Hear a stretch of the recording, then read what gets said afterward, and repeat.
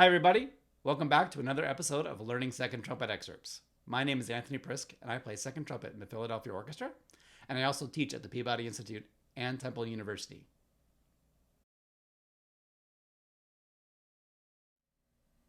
In this episode number 9 of Learning Second Trumpet Excerpts, we're going to take a quick look at the opening trumpet solo of Valerie Coleman's 7 o'clock shout. It is a rare opportunity where a second trumpet player gets to open the piece of music. It's kind of like our mini Mahler 5 or Pictures at an Exhibition Light, if you will. Let's take a quick look at some of the fundamental issues that this piece imposes and maybe some tips on how to perform it for a live audience. 7 o'clock shout is a short work written by American composer Valerie Coleman. She wrote it for the Philadelphia Orchestra and Yannick Nézet-Séguin in June of 2020 as a tribute to the frontline COVID workers and all the sacrifices that they made. We originally premiered it as an online video compilation project from members of the Philadelphia Orchestra and Yannick Nézet-Séguin.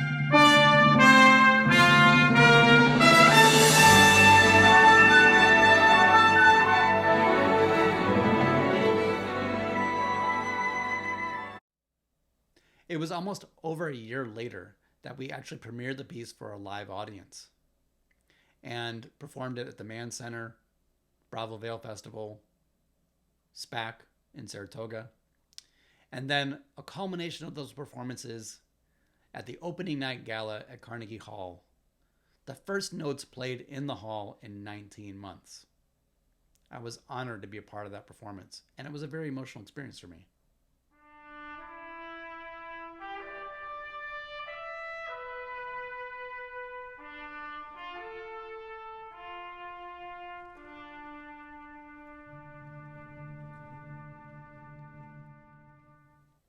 We continue to perform this piece on concerts all over the country and soon around the world.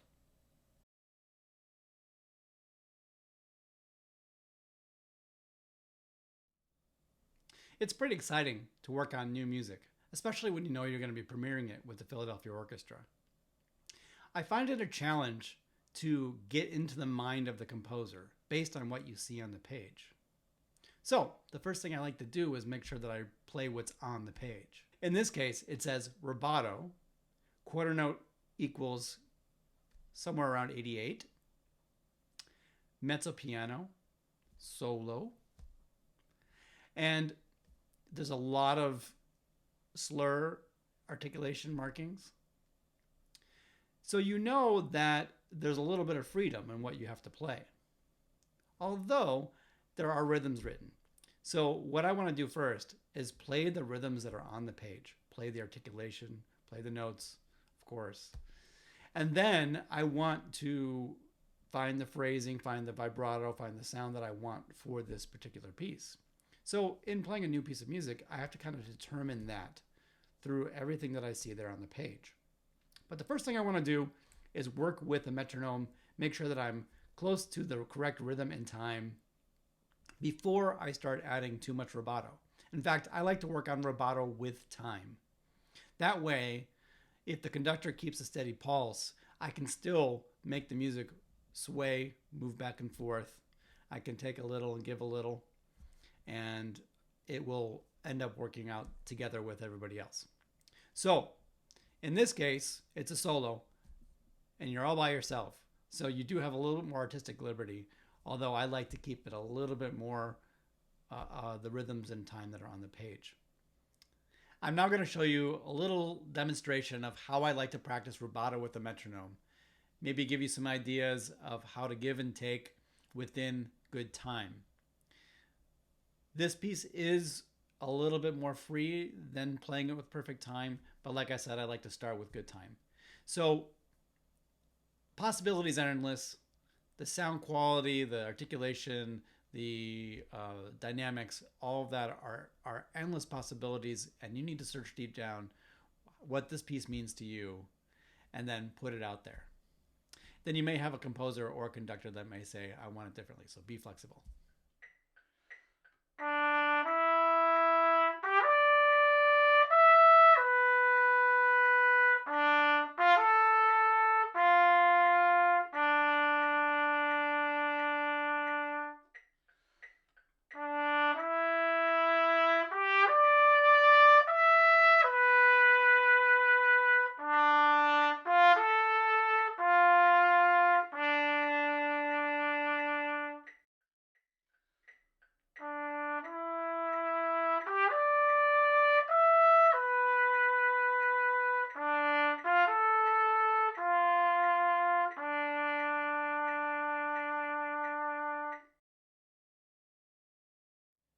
As you may have seen in some of my previous videos, I find subdivision rhythmic integrity very important.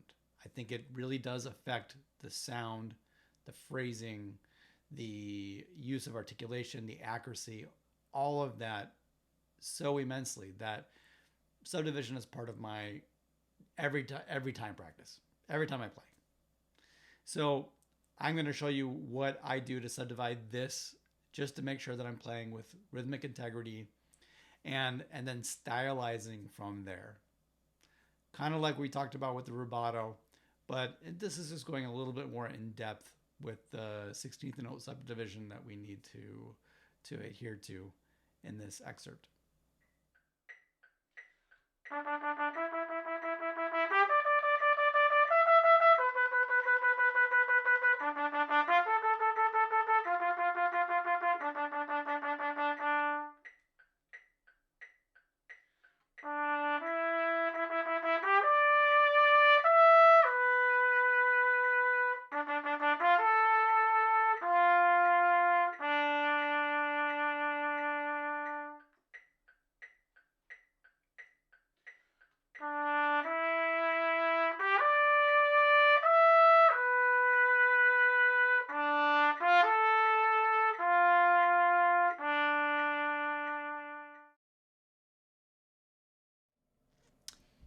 Like I said earlier, it's a really rare occasion. That's really hard to say. It's a really rare occasion when second trumpet starts the piece. In this case, we are all by ourselves and we are setting the tone, literally, the tone and intonation. So make sure that you've done your homework to be relatively in tune for this excerpt. It would really be bad if you ended landing up on that D at the end of the solo with the timpani and things weren't quite lined up. All you can do is make sure that your note is centered and in tune and has a beautiful tone. So, beautiful sound first, centered, beautiful tone like we've talked about before, but then start doing a little bit of drone practice so you get the relative intonation of this excerpt, and do a little bit of tuner practice just to make sure that when you start the piece, you end with the same intonation. This way, everything will sound easier to listen to, and you'll line up with the timpani really well.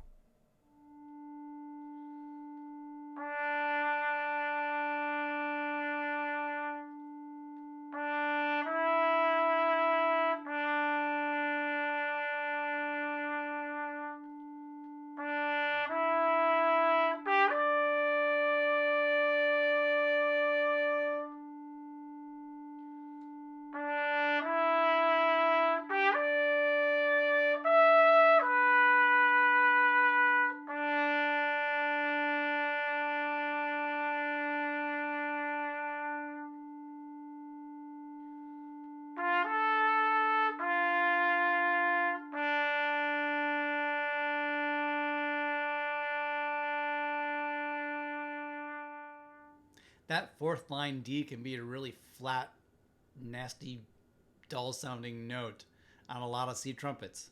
So make sure that you try to bring that D to a little bit higher center. And I like to sometimes put the drone on a G just to get the D to be the fifth and force me to raise that to a better center. Here's an example of that.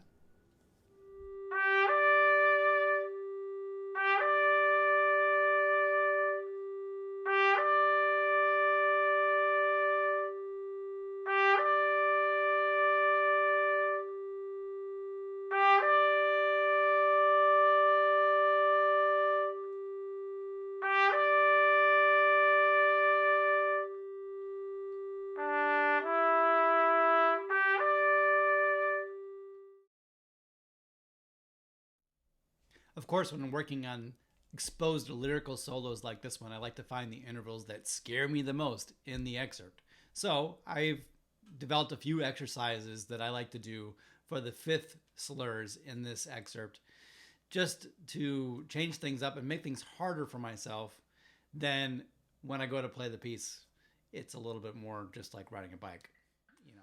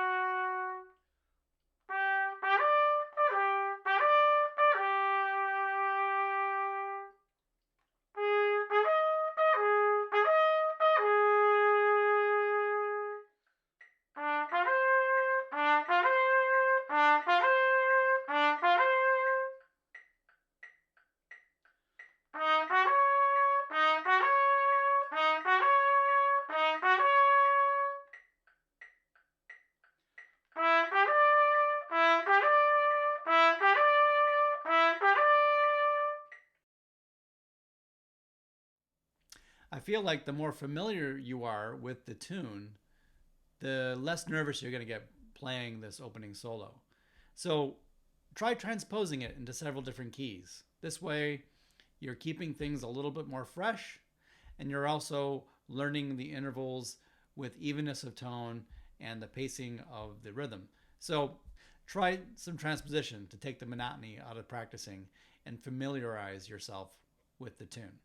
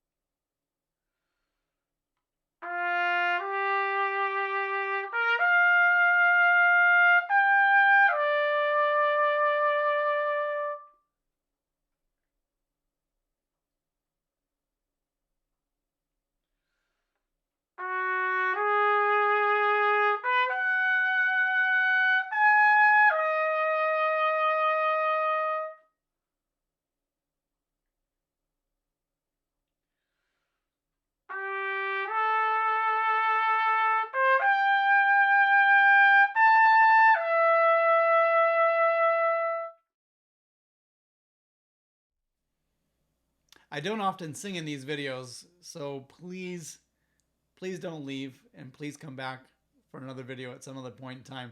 But I'm going to sing for you because I do feel like singing melodies like this will also help you to be more familiar with the tune.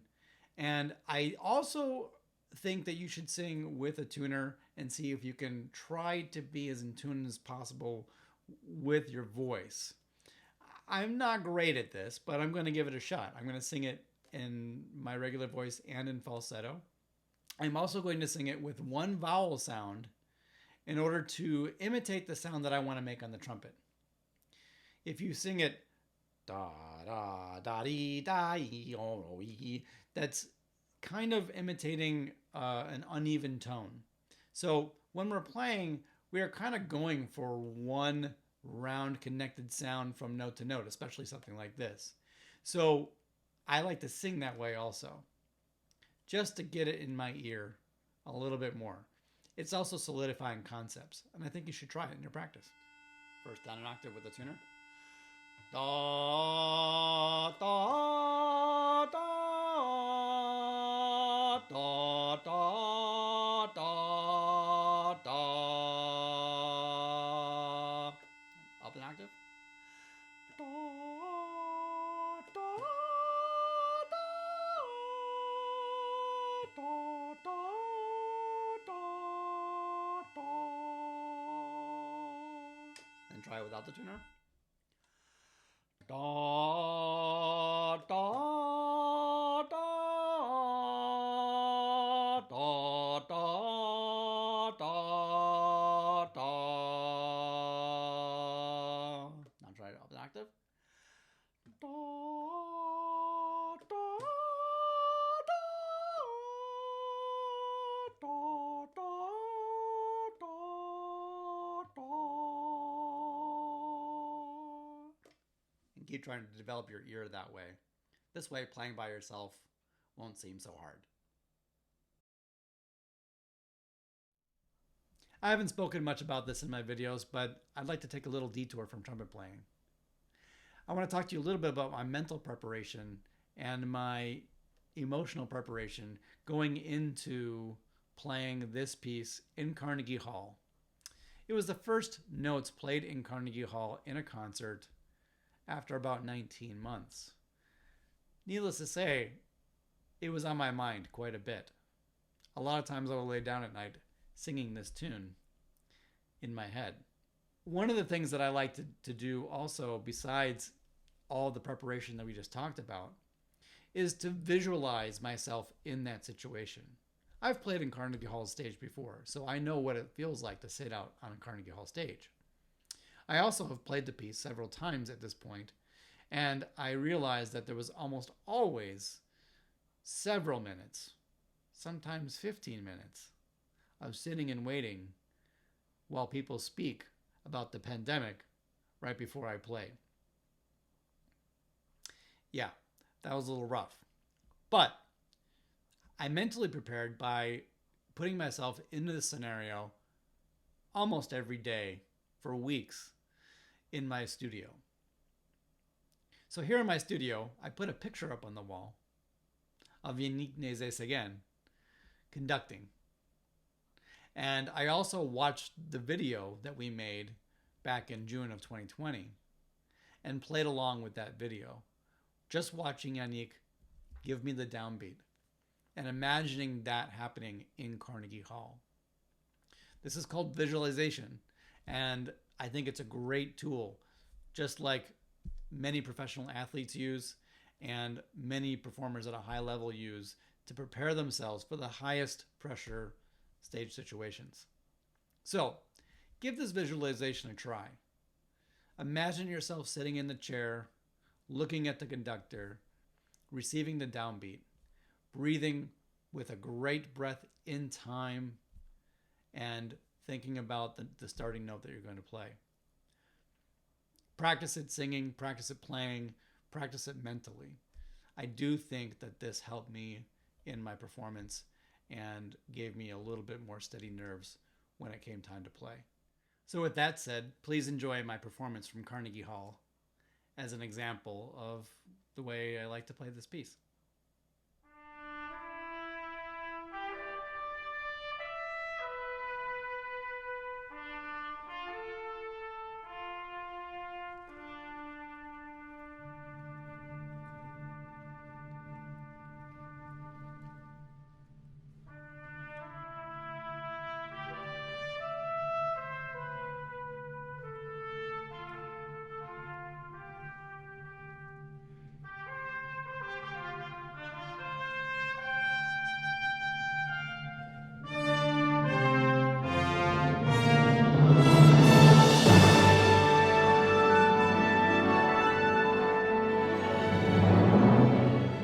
With that, we've come to the end of another episode of Learning Second Trumpet Excerpts.